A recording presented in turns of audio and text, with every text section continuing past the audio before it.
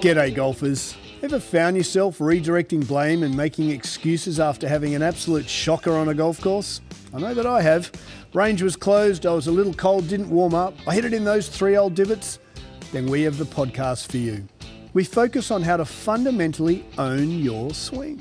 Strike it pure and consistently shoot in the 70s. Be it if you're a weekend hack, retired and playing daily, a school phenom, or a tour professional.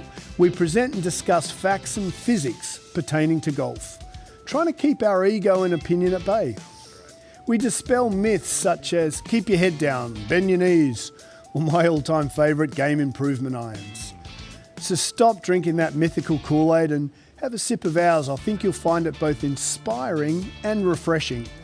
I'm Scott Young, founder of Swing, PGA professional and ex-tour player. And together with physical therapist Dr. Sean Joyce, welcome to Pivot the Path. G'day golfers and good morning, SJ. Good morning everybody, welcome to Pivot the Path. I'm glad to see you not come up in the scooter, dude. That does make me happy. I know timing's a little today longer. I was late sitting on the train there. I know, but Rosie and I are happy for your welfare that there's no more scootering. What was the scooter point there? Was Marie saying, hey, buddy, enough with the scooter? She was happy to see it bust up, and retire the thing. It's still sitting in my apartment. It's because it's broken. A piece broke that keeps the handlebar up, so it's unrideable currently. We love scooters, but not in yours. Yeah, I've been grounded. We love you being grounded. We like your limbs where they're meant to be. I agree. I remember I was on a bike down to B&H Electric, and I love getting a city bike in the city. Just love it. Having used to grow up riding a bike. Yeah. And I was hammering down the west just on 11th. Yeah. And a delivery guy opened the door in the bike lane, and I hit him and went over the handlebars. Flying, But I was all right.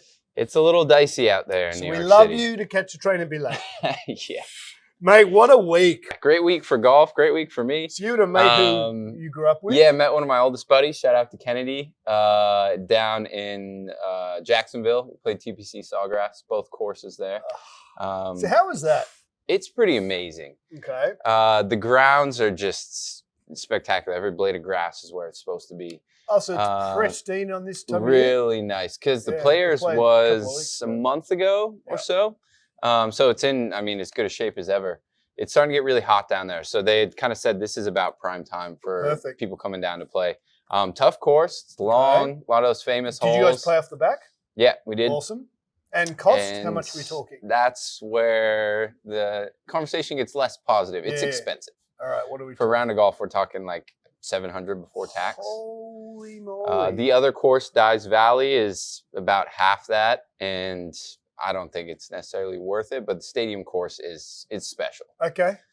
But for that cost, I don't know. Bunny. I don't know if you can justify it. That's up to each person. But totally. It was really fun, really difficult. I think hardest course I've played, hands down. In terms of visual or visual, carry? yes, off the tee boxes, you just see a lot of water, a lot of bunker, a lot of rough. You don't see much fairway. You don't see landing points. There's some space. They're pretty thin fairways.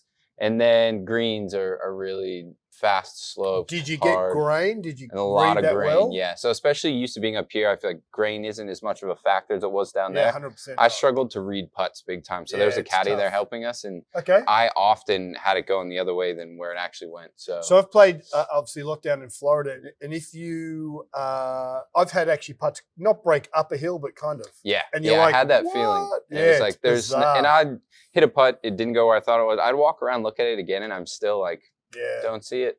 So we talked about the grain. You just got to do some time in the crease. The easiest way to do it is light and dark. Could you get the light and dark or not? A bit, depended on the lighting. Yeah. When it was, we got great weather, which was super fortunate. But when the sun was just straight above you, not much shadow going on, it was hard to see it, I felt. Yeah. But now, what did you take? We worked on a little bit yesterday. So you helped me. So I didn't hit the ball as well as I wanted to. Had some great shots, but then the bad ones were more bad. So the thing I'm working on currently, or battling more so, is just not spinning out with my upper half, my torso first.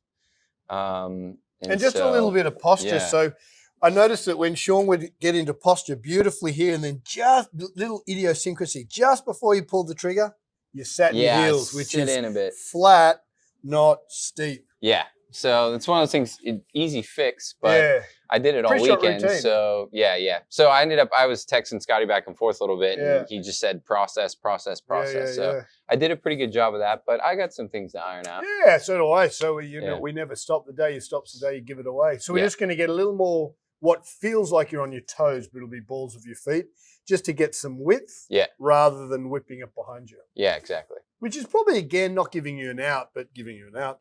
It's probably because you do work on people so much that you're bended, and we just got to get out of that. Yeah. Open it up a little bit. Open up a little bit. So news from the fairways. I mean, wow, what a week. Lots to talk about this morning. Lots to talk about. Where should we start here? Young fella? Yeah, it's a good place to start, and we'll work up from there. Yeah, so Miles Russell. For those who don't know, Korn Ferry tours the secondary PGA Tour. And Miles Russell is a 15-year-old kid. He's just a wee bit older than my eldest, which blows he's a freshman in high school. Played in a Korn Ferry event, so pretty crazy. He's out there with full-grown men, twice his age. He's come top 20. He's had eagles and birdies. We wrote down what he shot here. So he shot 68, 66. 70 and a closing 5 under 66. Another 66, at 15 years of age. Yeah. So to not only be there, lefty, but then to play well is unbelievable. It's insane. And unfortunately, he doesn't even make the media, but mainstream media. Yeah. Brilliant.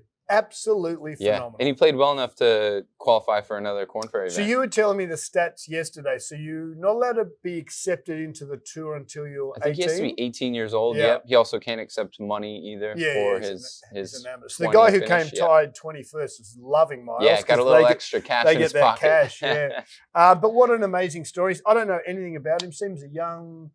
Yeah, he's ranked number 1, I think, junior golfer. He's won the AJGA Player of the Year award. So how did he get a start? You say he got a sponsor. So he got a sponsor's exemption. I don't know exactly who it was from. So probably dad or mum knows someone at the event. Got him in, but he was good enough to hold his own. He deserved to be there. Oh, 100%. Yeah. I mean, what does a 15-year-old do after shooting scary figures? Goes back and does homework. Yeah, it does homework. How was your algebra, dude? I don't know. I just clearly made 80 grand, which I couldn't receive. Yeah.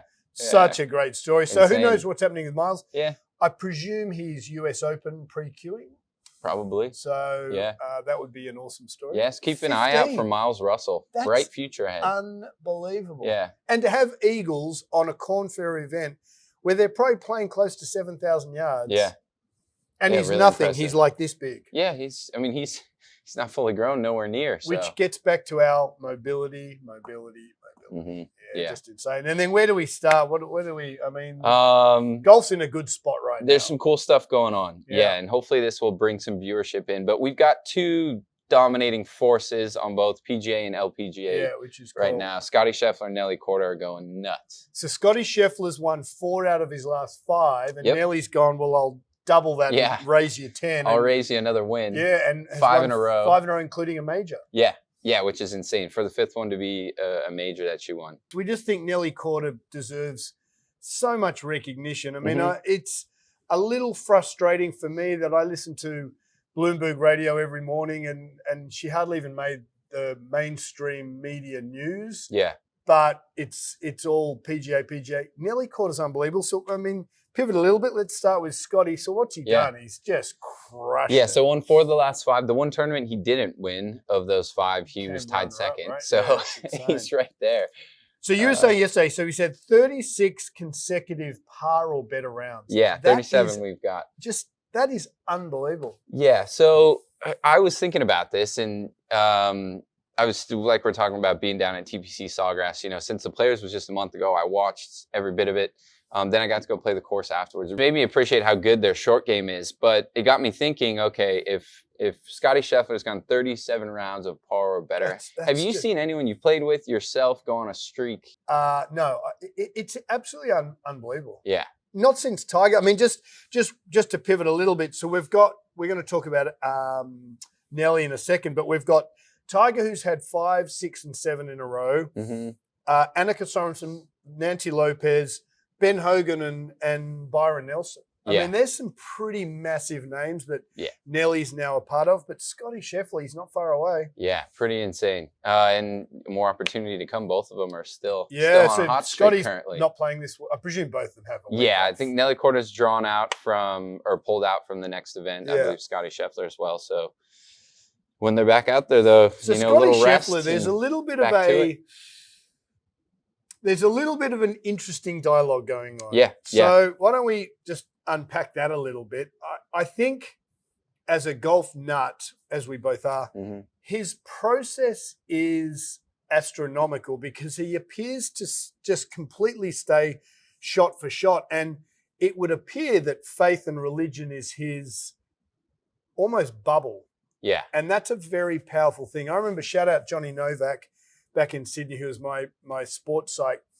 And Aaron Badley was a mate I kind of grew up watching, and Aaron relies very heavily on his faith. And I never kind of understood that growing up. And so John said to me, my sports psych, buddy, you're not going to compete with that, because when a golfer turns up to a golf event and believes that they're not in control, ultimately someone else is. That's crazy powerful. Yeah. In terms of just taking pressure off. Yeah, if you just think of mental game, if you can stand over every shot and be okay with whatever happens, knowing you've prepared and you're going to put your best effort, then you're free to just play golf. He's in a really powerful position right now. Yeah. Because obviously his preparation is second to none. He strikes me as can't fault that. Cannot fault preparation. I mean, can't fault him. I think he's absolutely phenomenal. Just in any way. The issue appears to be that because it's a little more conservative, certainly from a religious background, they haven't jumped on him like a tiger. Yeah. It's weird because he deserves every accolade there ever is, but yet the media haven't jumped on him just yet. They're soft to jump on his bandwagon. Yeah, a little tough to say. And I think we had been talking for a while about, we need some new heroes in golf, or kind of someone to step away from the pack in PGA Tour. And he's doing exactly that. And he's just doing it with his performance. And he's so polite and he's so grounded and family, and he seems just like such an awesome fella. Just a stand-up guy. Just a stand-up guy. And I'm golf a ball. Wondering why the media don't jump on him. But maybe they're a little scared because he is conservative. But he is just absolutely unbelievable. His stats are insane. Yeah.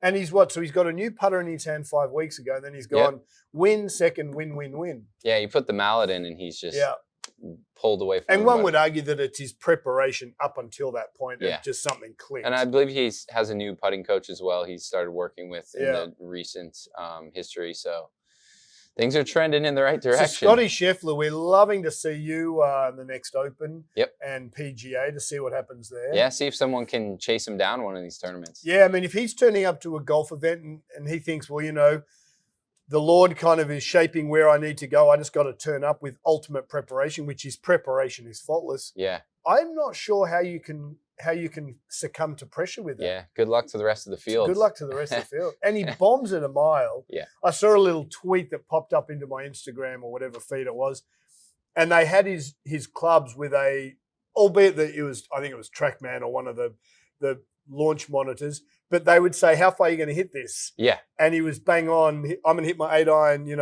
178, and it was 178.4. Right on it, yeah. So getting back to your point at TPC, I don't think these guys hit ultimately that much better shots, but their control is insane. Yeah. Like I know for a fact, if I took my clubs out right now, my distance control would be okay, but it's not sublimely brilliant like Scheffler's. Yeah. I mean, to say I'm going to hit 3-wood, I think it was yesterday, 278, and it was 278.5 carry. Yeah. As soon as he hit it, I'm like, that's insane. Yeah. So what it means is that when you're playing a golf course like TPC with so much water and visual lack of depth, when we played Ferry Point, the 7th hole, and we weren't quite sure how far to carry it, if you know exactly how far you're carrying it, golf's simple. Yeah, makes the game a lot easier. Yeah. And then if you're standing over the shot going, well, listen, I'm ultimately not I'm not in control of this. There's bigger pitches at play. Yeah. That's invincible. Yeah, it's just swing by swing. Swing by swing. Yeah, it's really impressive. It's really impressive. And mate, good luck with the kid coming up first time down. Yeah. Everyone's like, things will change when you're a dad. But ultimately, no, because he believes that he's the vessel that, a higher power operates through. you could pack as much onto him as you, and it doesn't make any difference. Yeah. I think he's remarkable. Yeah. Good luck to him. Pretty crazy. Hopefully he wins 10 in a row. Yeah. We'll see what happens. Next? I'm not sure. We'll have to look into that. But and then of course, the even one up performance from that, which is hard to do, is Nelly Korda 5 in a row. 5 and counting. 5 and counting. I mean, I'm a tennis nut, as we've talked about. I actually didn't know until you said 2 days ago, oh, her dad's Peter Korda. I think her mom as well, professional tennis, both of them. So I grew up watching Peter Korda, but I didn't put him and her together. Yeah. So I'm he won the Aussie Open, I think 98, 99, wherever it was, 98. Yeah. And I remember watching him, but I didn't know that was her old man. Yeah, well, now you do. But so it makes sense. She's got that, winning championship kind of mentality probably bred in, and her sister's was on LPGA. Yep, sister is a bit older than her, I believe. But man, she's on a tear. And then Nelly's partner is an NHL hockey player. Oh, okay. Yeah. I wasn't aware. Oh, it's insane. So so that kind of brings us to the question: do we think that Nelly has a predisposition because of her old man and her mum? Certainly her old man, Grand Slam winner. Mm-hmm. You've got to have an option to potentially be good at sport just inherently. Yeah. I mean, I think there's some genetics physically, but then of course just... She's 5'10", 5'11". Yeah. I mean, she's, to be fair, she's physically more capable than most any other person on the LPGA because she hits it further. Yeah. She was hitting 7 irons, 6 irons into the last, that par 5. Yeah. When the girls in the same group were hitting rescues and 3-woods. Yeah. So if she's hitting like a 6 iron and they're hitting, I mean, she's just dominating distance. Mm-hmm. I would love to see the pins to be a little more difficult. Like the 18th, the pin was top left. I'm like, you've got water there. If that's PGA Tour, the pin's cut over the water. Yeah. So the pins are a little bit easier. I would like to see them be a little more difficult. But she's just insane. Her pre-shot routine is brilliant. Her putting for me is amazing. Mm-hmm. Yeah, really smooth. Her whole game just seems very tidy and buttoned up. So we'll see where they go. I mean, we've got Nelly and Scottie Scheffler just absolutely dominating. Going crazy. Yeah. And the first prize was what? She got $930,000 for her major. Yep. Whereas the first prize for a men's major is like $3.5 million. At this point, So there's a little bit of disparity there. Yeah, for sure. But hey, it's a call out for the rest of the tours to try and step up and catch them. Yeah. I hope it brings a couple other people into the mix. Thinking back on your lacrosse days, did you they talked about when she was interviewed off the 18th, they said, how did you stay so calm? And she said, I nearly threw up. I was so nervous on the back 9. Yeah. Which I thought was a really interesting comment. Yeah. I mean, she just dominated. She won by 3 or 4. And seemed cool as a cucumber the whole way. Yeah. But really. What did you do thinking back on your lacrosse days? I know Johnny Novak used to get us to quiet, and we used to turn off the lights, look at a candle, and just practice on being present with surroundings going on. Yeah. Which I think, getting back to the conversation between, say, a Scottie and a Tiger was so emotionally roller coastering. And that's why we loved him, because we saw him up and we saw him down, and he drew us into a customer experience. Yeah.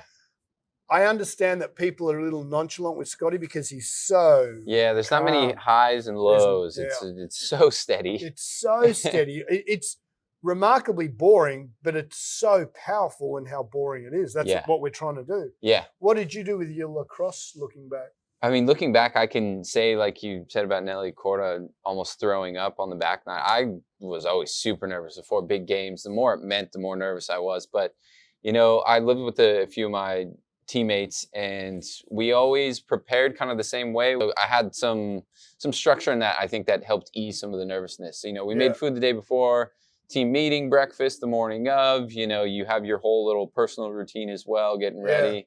And then it's just show up and do your best, but you have to rely that you prepared well enough for it to go well. Yeah, it gets back to one thing that Nelly said on the weekend was her and a caddy had their game plan, and they had already had a predisposition to how they were going to play the holes, which just screams preparation, preparation, preparation. Yeah. Scottie Scheffler, preparation, preparation, preparation. Yeah. So I think whilst the religion thing seems to be a little bit of an elephant in the room in the golf industry, the dude's preparation is excellent. Yeah, unbelievable. And he actually had said leading up to RBC Heritage, I think after the Masters and everything, he didn't feel like he was able to prepare as well as he normally does. Wow. Didn't have as much time. He was a bit rusty. Yeah. He even talked in one of his interviews, he shanked a shot out of a bunker. Yeah. And he was like, I rarely do that, especially in competition, but I felt a little bit rough around the edges, I think, in preparation going in, but he still won the dang thing. Oh, it's so good. I've played Harbour Town a lot. It's a great track. If you ever